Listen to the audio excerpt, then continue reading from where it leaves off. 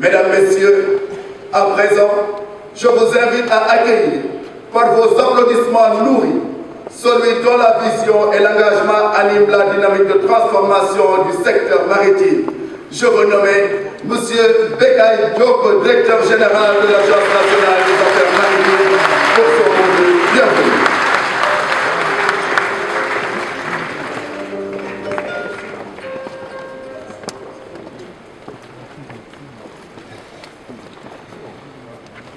Bonjour, Monsieur le Président du Haut Conseil du dialogue social, Monsieur le représentant du Bureau international du travail, Monsieur le Président du Conseil de surveillance de la NAM, Messieurs les directeurs généraux, Messieurs les directeurs, Messieurs les armateurs et consignataires, Messieurs les représentants des structures de formation maritime, Messieurs les représentants des structures de recrutement et de placement des gens de mer, Messieurs les secrétaires généraux de syndicats et associations de marins, chers marins, Mesdames et Messieurs les représentants des partenaires sociaux, Mesdames et Messieurs, chers invités.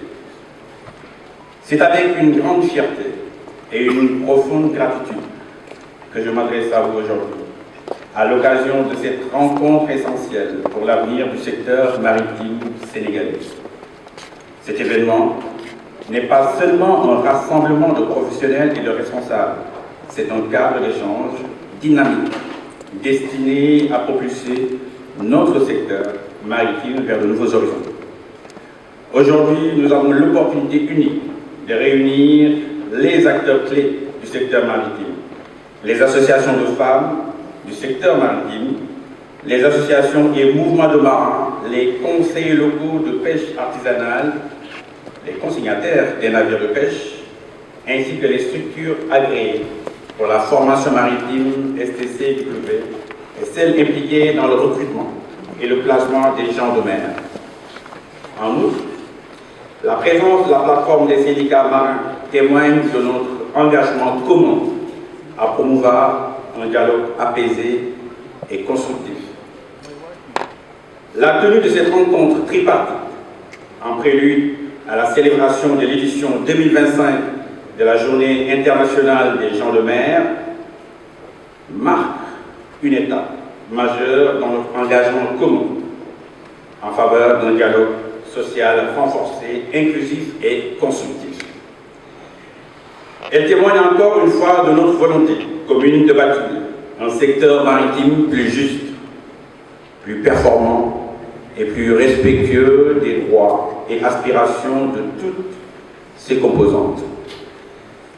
Le secteur maritime, pilier stratégique de notre économie, est vecteur essentiel du commerce mondial, du transport de marchandises, de l'emploi et du développement durable, porte une attention particulière aux hommes et aux femmes qui œuvrent au quotidien. Il représente également un terrain d'enjeux complexe en termes de conditions de travail et de vie à bord des navires. Formation maritime, sécurité en mer, transition écologique, innovation technologique et souveraineté économique. C'est pourquoi la rencontre de ce jour, qui fait suite à la grande conférence sociale organisée par le ministère du Travail, de l'Emploi et des Relations avec les institutions, doit représenter bien plus qu'un simple cadre d'échange. Ce grand rendez-vous tripartite du secteur maritime est une belle opportunité pour construire des solutions durables face aux défis du moment, qu'ils soient d'ordre social, économique ou environnemental. La rencontre tripartite de ce jour témoigne de notre volonté commune d'aborder ces défis de manière concertée, avec un dialogue social fort, constructif et respectueux. Il ne saurait y avoir de progrès durable dans notre secteur sans la participation active des trois composantes que nous représentons ici aujourd'hui et qui sont le fondement même du tripartisme. Mesdames et messieurs, les représentants des partenaires sociaux, Mesdames et Messieurs, chers invités, je tiens à saluer l'engagement de l'ensemble des partenaires sociaux du Haut Conseil de dialogue social, des représentants de l'État, des armateurs, des syndicats et associations de marins, des organisations de la société civile et des opérateurs économiques qui ont répondu présent à notre appel. Cette marque d'affection devra consolider sans doute les bonnes relations de travail entre employeurs et travailleurs du secteur maritime. Il est certain que les échanges de ce jour constitueront en plus par rapport au pacte de stabilité sociale déjà existant dans les autres secteurs d'activité de notre pays. À ce niveau, je voudrais engager l'Agence nationale des affaires maritimes sur un certain nombre de priorités. Renforcer la sécurité et les conditions de travail en mer. Nos marins, nos travailleurs portuaires sont confrontés à des conditions exigeantes. Il est impératif de continuer à promouvoir des normes rigoureuses en matière de sécurité, de santé et bien-être à bord, conformément aux conventions internationales telles que la MLC 2006, la Convention C188 sur le travail dans la pêche, etc., etc. Accompagner la formation initiale et continue de nos marins par le relèvement de l'offre de formation maritime et le renforcement des conditions d'emploi. Les secteurs maritimes doivent s'inscrire pleinement dans les objectifs de massification de l'emploi maritime. Cela implique des investissements dans les infrastructures, notamment avec la création d'une académie maritime et la réhabilitation de l'École nationale de formation maritime.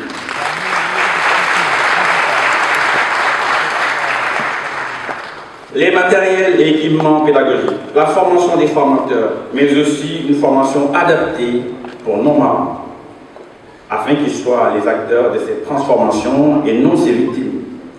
La formation des marins artisans, avec l'implication des conseils locaux de pêche artisanale, constitue une préoccupation forte pour la mer. Le programme de formation de capitaines, second capitaines et marins artisans sera encore déployé sur toute l'étendue du territoire, à l'image de ce qui a déjà été fait depuis 2021 pour 12 sessions de formation. Favoriser une gouvernance partagée et équilibrée. Le dialogue tripartite doit être plus qu'un rendez-vous. Il doit être un levier stratégique. Il nous revient de bâtir ensemble des politiques publiques et industrielles cohérentes où chaque voix compte et où les décisions sont prises en toute transparence. Mesdames et messieurs, cette rencontre est une opportunité précieuse. Elle doit aboutir à des engagements concrets et à des feuilles de route ambitieuses.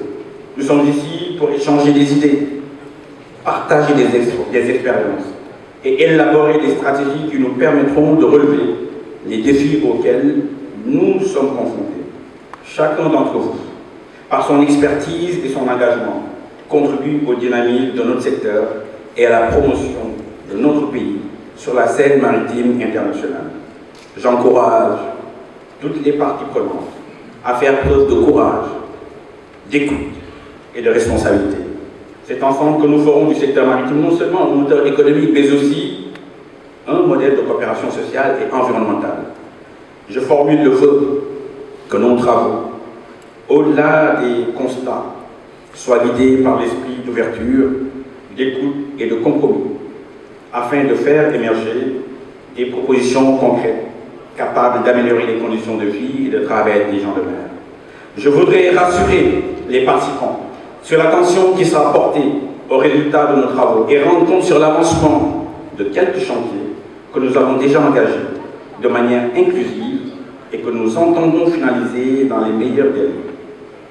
La professionnalisation des capitaines, second capitaines et marins, artisans, d'embarcations non pontées, le code de la marine marchande, la convention collective offshore, la révision de la convention collective de la marine marchande section commerce, l'édification de la maison du marin et la création d'un comité sénégalais pour le bien-être des marins. Je vous souhaite à toutes et à tous des échanges riches et fructueux.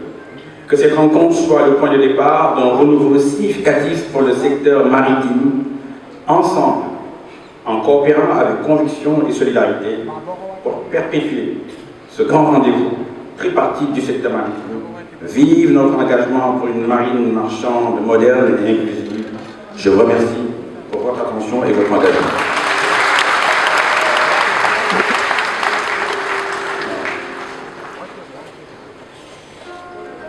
Je salue tout le public. Monsieur le directeur général de l'ANAM m'a fait l'insigne honneur de me piéger, si je puis ainsi m'exprimer, parce que normalement je ne devais pas prendre la parole. Et après un discours aussi structuré que son discours à lui, vous imaginez que moi, sans aucun papier, je dois faire aussi bien que lui, ça va être extrêmement difficile. Je le disais tout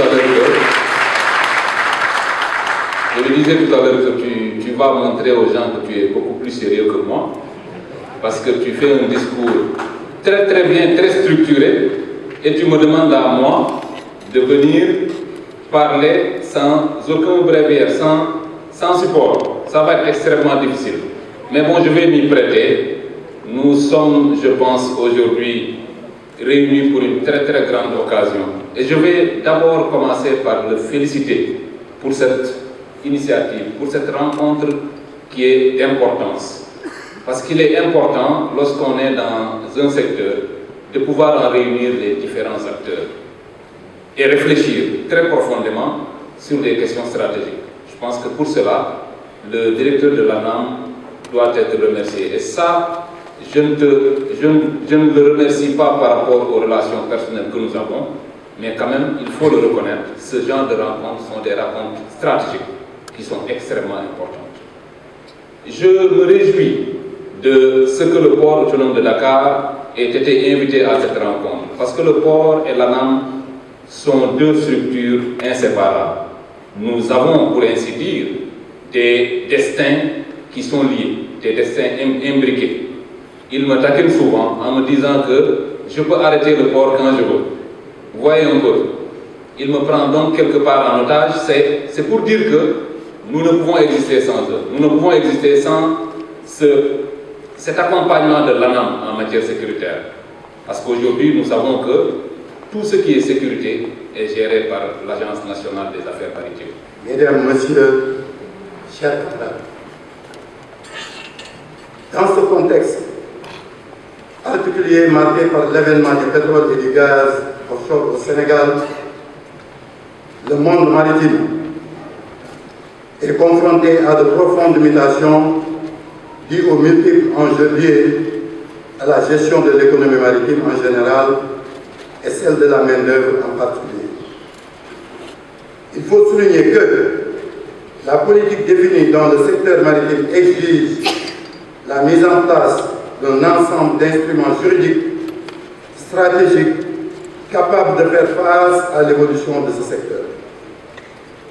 Parmi ces instruments, nous pouvons citer la mise en place d'une commission maritime tripartite initiée par l'administration maritime qui a élaboré une nouvelle convention collective de la marine marchande fixant ainsi les conditions des gens de mer dans les secteurs pétroliers et gaziers offshore au Sénégal, afin de combler le vide juridique existant et d'établir l'équité dans le traitement des gens de mer à bord des unités offshore.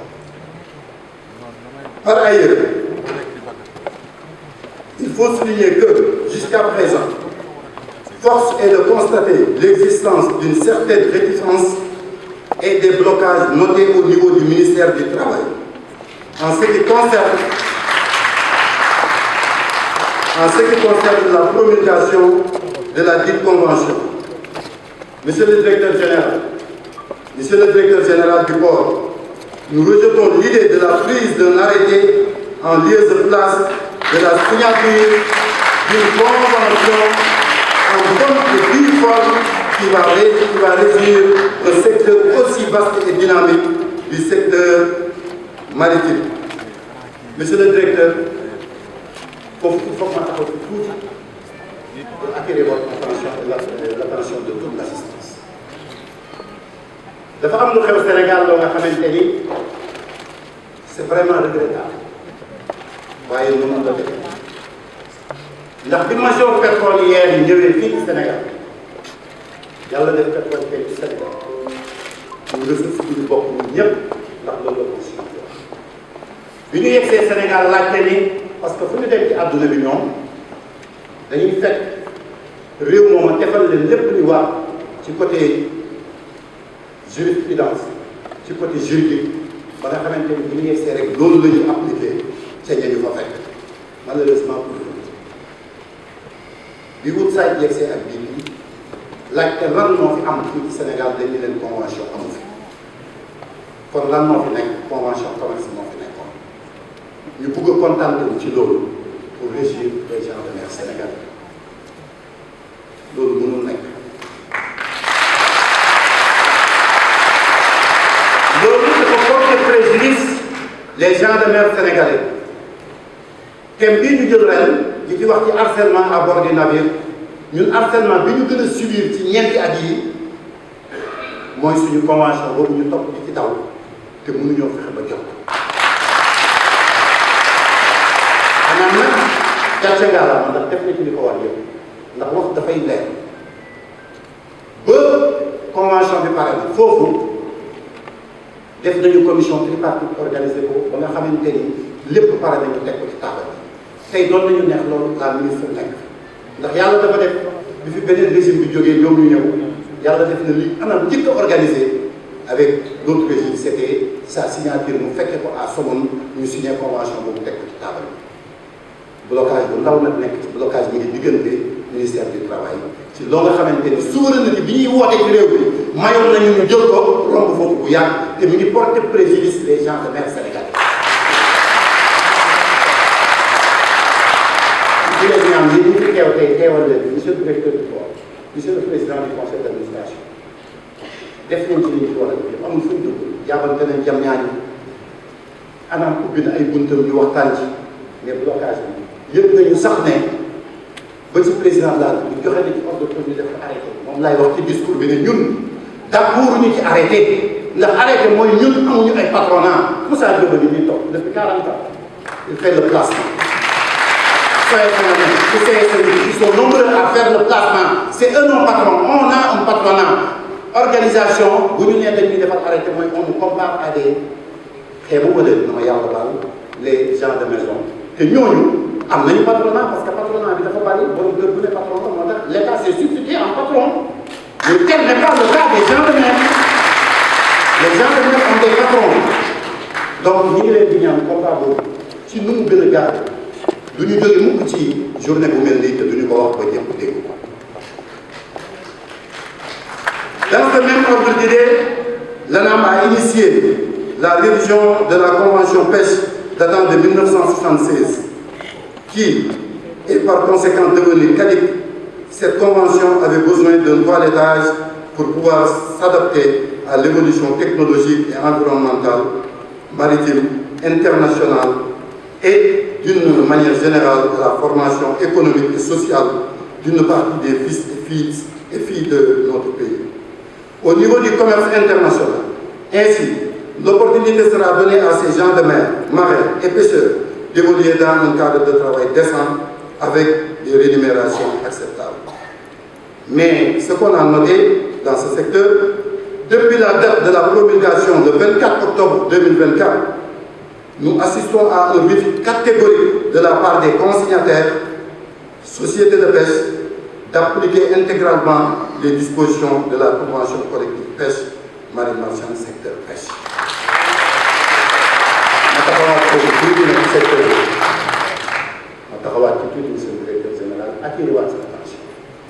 pêche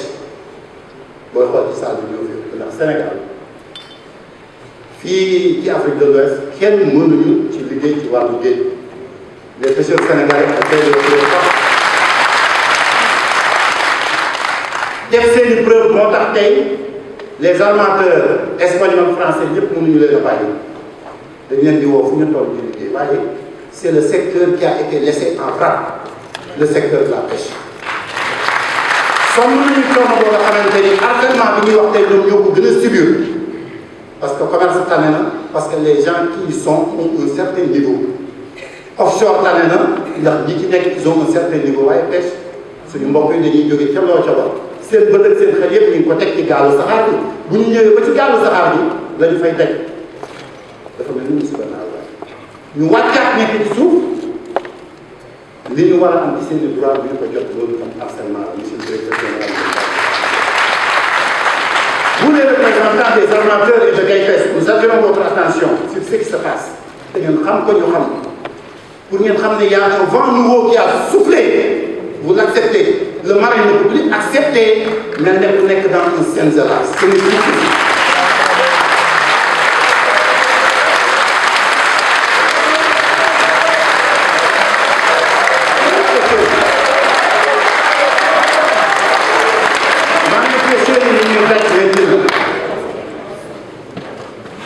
règlement bi mënuñu ko appliquer toog ak armateur yëpp defar convention ba mu yegg génn teg ko ci taabal bi ñu taxaw intransigeant def benn bloc ne duñ ko appliquer ci ban réew la ñu nekk ci ban réew la ñu nekk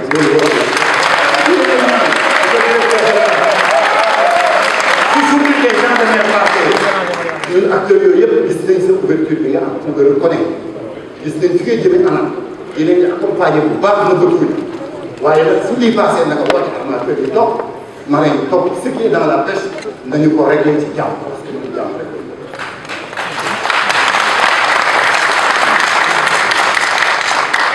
La mondialisation des activités économiques exige le fait de ne pas se singulariser, mais plutôt de former un bloc sur le plan des rapports économiques internationaux. Pour ce faire, le Sénégal a ratifié la Convention C-188 qui nous donne des recommandations et une structuration pour la modernisation de la pêche en général, principalement la pêche artisanale. Nous souhaitons l'adaptation de la recommandation de la législation sénégalaise sur les gens de mer. Dans le domaine de la marine marchande et de la marine de commerce, nous attendons toujours la révision de la convention collective marine marchande, section commerce, qui est en cours. Wax nga ko fii ça est en cours ñu ngi ciy kontaan lool bërki démb bu woote nga ci hôtel ñoom ñëpp ñu fekk ko ak yëpp toog gis li ñu liggéey bi ci anam bi def ñu ngi koy rafetlu ñu bëgg ñu accéléré ko mu gaaw ndax li ñu naqari woon ñëpp ci offshore bi li indi coow suñu digganteeg ministère de travail ñu naan lii du navire rek laa du navire fii ngeen war a yem yooyu yëpp dugal ngeen ko gis nañu ko ñu ngi koy appuyé bëgg ngeen gaal ci génn coow li jeex. En effet, la dite convention datée de 1971 est devenue caduque, totalement non conforme aux conventions internationales déjà ratifiées par notre pays. L'unique société évoluant dans le domaine du transport maritime au Sénégal, à l'occurrence le Gassama, vient de voir son statut évoluer en société nationale. Ñu ngi ciy gërëm bu baax monsieur le président de la République ndax fii ci Afrique tey dëkk yi ñu dem yëpp gis nañ ne amatuñu compagnie kon Sénégal bu amee compagnie bu mel ne Gassama mu nekk ci presque 18e année di góorgóorlu am taxawaay bu dëgër ba tey ñu mën a taxaw ba léegi état jël ko yóbbu ko ci société nationale le monde maritime ñu ngi koy rafetlu waaye monsieur le directeur général ñu ngi rafetlu lool semaine bii décision yi ñu fa jël ndax gis nañ ne ils ont changé de directeur général. Nous souhaitons bon droit au commandant Mokhtar Fall qui l'a dirigé pendant 12 ans. nekk ci école bi di jàngale nekk au palais de justice nekk fu nekk maritime bi tey ñu indil ñu monsieur Babacar qui est dans le monde maritime aussi ñu koy wax dalal ak jàmm fii on en profite waaye Gassama la ma fa gën a neex tey mooy fa laa bokk au départ. Quand les Adama Gueye, chefs mécaniciens de première classe, sont arrivés, ils ont amené le bar au top niveau. Ba doon wax sax ne ku jàngewul Maroc mbaa Europe doo fa jóge waaye tey plaisir bi ma am taxaw ci tribune bii di wax tey mooy on a un commandant qui s'appelle Modé Diop, sorti de l'école nationale du Sénégal. On a un capitaine qui s'appelle Yassé Diop, sorti de l'école nationale. On a des dizaines de lieutenants sortis de l'école nationale. Ñu attiré sa attention xam nañ leen bi nga am ci école maritime léegi directeur bi may laaj ñu xale yi def ba xam ne formation bu baaxul man ko l'école est caduque l'école est vétuste école bi dafa màgget jamono da koo raw ñu bëgg nga jàppale ñii élèves yi toog ci formation jàppale maa ngi ci formation ba nga xamante ni ñun ci mel ba dominer àdduna bi ci navigation Sénégal mën na ko mel ndax kenn mënuñu ci navigation loolu daay wax ci defaraat école yi waratuñoo jógee fii di dem Côte d'Ivoire di fa wut des formations waratuñoo jóge fii di dem Maroc di foofu ay formation ndax capacité bi ñu monsieur le directeur général ñu ngi lay sant ci journée bi ni nga ko organisé la boole ak kër yëpp la plateforme par ma voix ñu ngi nii toog le président Kourouma est là Yoro Kane est là le doyen Kourouma est là l'ensemble ku lim tur ñoo ma yónni ne kontaan nañu ni ñu gisee ouverture bi ñu gis nga indi ko ci kanam looy def jaaree ko ci direction des gendarmeries ñu woon ñëpp ñu toog boo ñu woowoon sax ci sa convention marine marchande ñu defal la sa capacité sur ce marin tàkk leen seen bopp.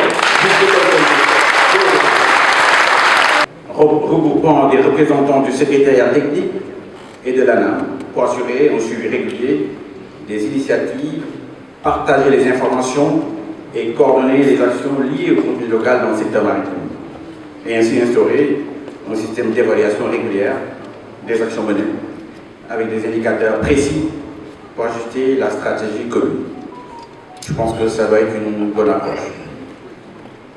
J'ai noté aussi que, pour ce qui est de revoir la loi sur le contenu local, notamment sur le quota de Sénégalais embauchés dans les métiers du pétrole et du gaz, moi je dirais que l'adoption de quotas ne me semble pas être la bonne approche.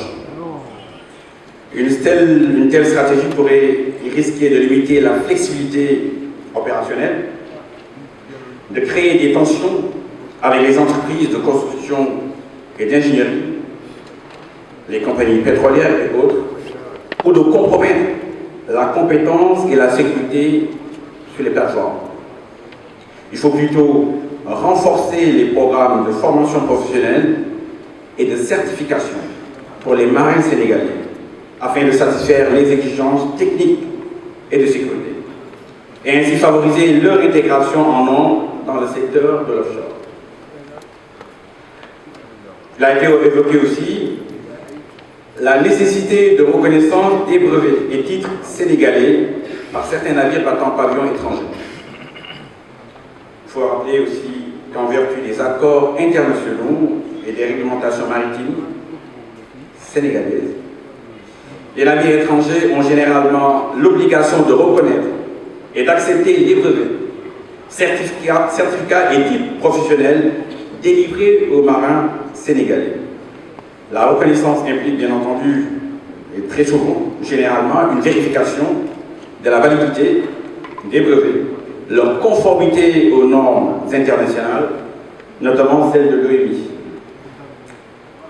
Il faut noter que chaque administration maritime cible les pavillons avec lesquels il travaille le plus pour établir un partenariat. Pour Marshall Island, nous allons engager la procédure. Nous allons suivre donc vos recommandations.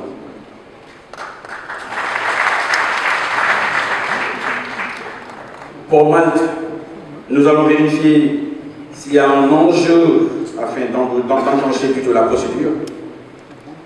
D'ailleurs, je signale que l'ANAM avait déjà engagé une procédure pour Panama. Cependant, je souhaite attirer votre attention sur certains brevets délivrés par des écoles non habilitées. En effet, si un marin présente un brevet obtenu dans une école non agréée et qu'une vérification est effectuée par l'armateur ou les autorités sénégalaises, c'est clair que l'ANAM ne va pas le retrouver dans sa base de données officielle, car l'école n'a pas effectué les démarches de régularisation nécessaires. Cela entraîne donc une non-reconnaissance du brevet. Les marins doivent donc s'assurer que leurs brevets proviennent d'écoles agréées par l'ANAM. De l'autre côté, les armateurs doivent continuer à vérifier la validité et la référence des brevets auprès de l'ANAM avant de procéder à l'embauche. Il y va de leur sécurité, il y va de notre sécurité. Par ailleurs, l'ANAM a intensifié ses contrôles afin d'éviter l'utilisation de brevets non agréés, garantissant ainsi la conformité réglementaire et la sécurité maritime. Nous avons également notifié aux écoles non référencées de se rapprocher de l'ANAM pour régulariser leur situation. Un autre point, Et vous l'avez bien dit, et je suis tout à fait d'accord, il faut revoir la qualité de la formation. Le président de la République, son Excellence M. Bassirou Diomaye Diakhar Faye, et son Premier ministre, M. Ousmane Sonko, accordent une grande importance à la formation maritime et l'ANAM a en charge la mission de rénover les écoles de formation et construire une académie maritime.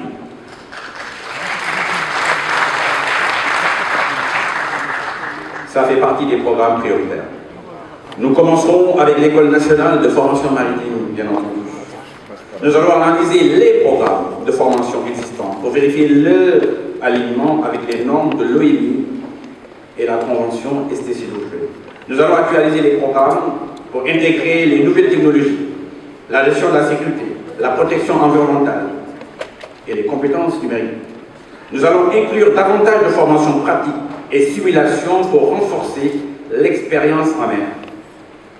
Nous allons former et certifier régulièrement les enseignants et formateurs pour qu'ils maîtrisent les nouvelles approches pédagogiques et technologiques.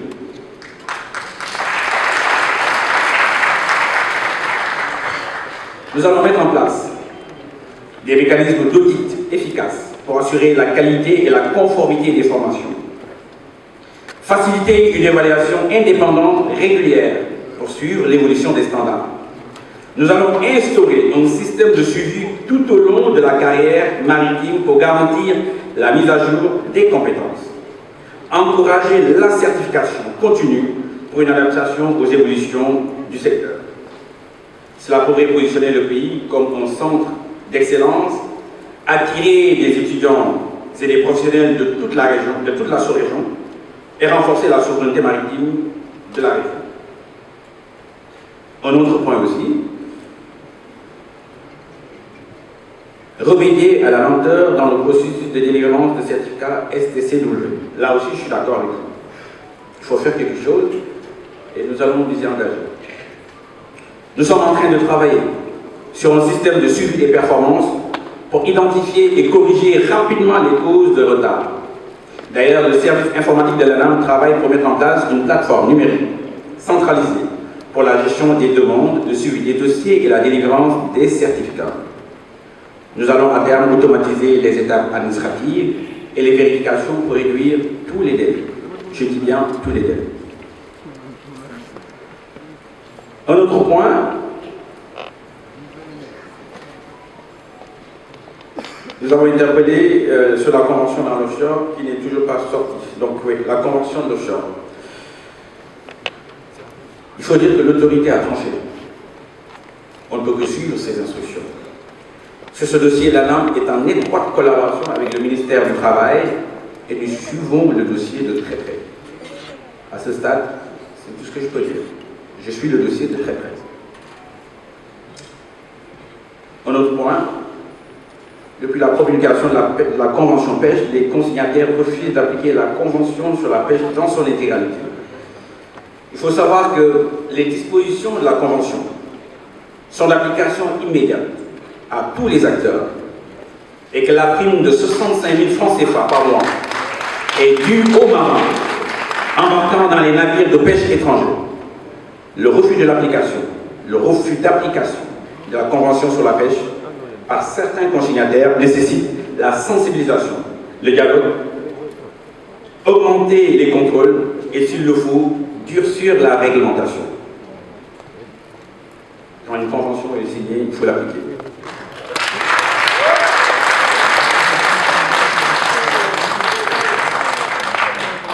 Et notez aussi que le Sénégal a ratifié la Convention C-188 pour la modernisation de la pêche sénégalaise. Vous souhaitez que l'adaptation de ces recommandations à la législation sénégalaise sur la partie réservée aux gens de mer soit appliquée. Alors là-dessus aussi, dans le cadre de la révision du Code de la marine marchande, plusieurs dispositions seront intégrées. D'ailleurs, le Code est actuellement en cours de préfinalisation. Je vous invite vivement à apporter vos contributions et remarques concernant ce Code de la marine marchande. Nous disposons jusqu'à la fin du mois de juillet pour recueillir vos impressions qui seront ensuite transmises à l'autorité pour examen, observation et directives. Vous avez encore le temps, mais le temps file vite. Un autre point, nous attendons la révision de la convention collective commerce.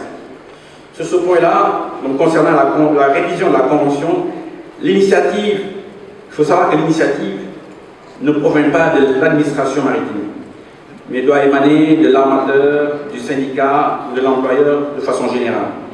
L'ANAM agit en tant qu'arbitre et assure l'encadrement du processus.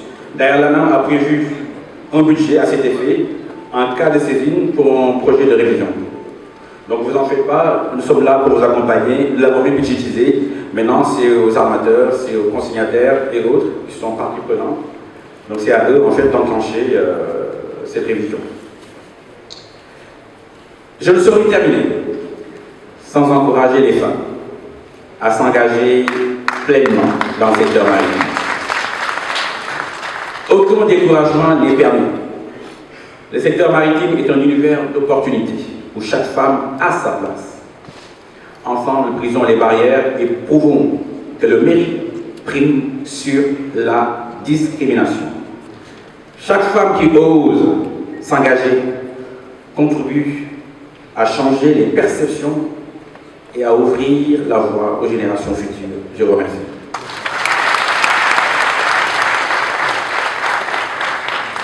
MLS TV sama télé bi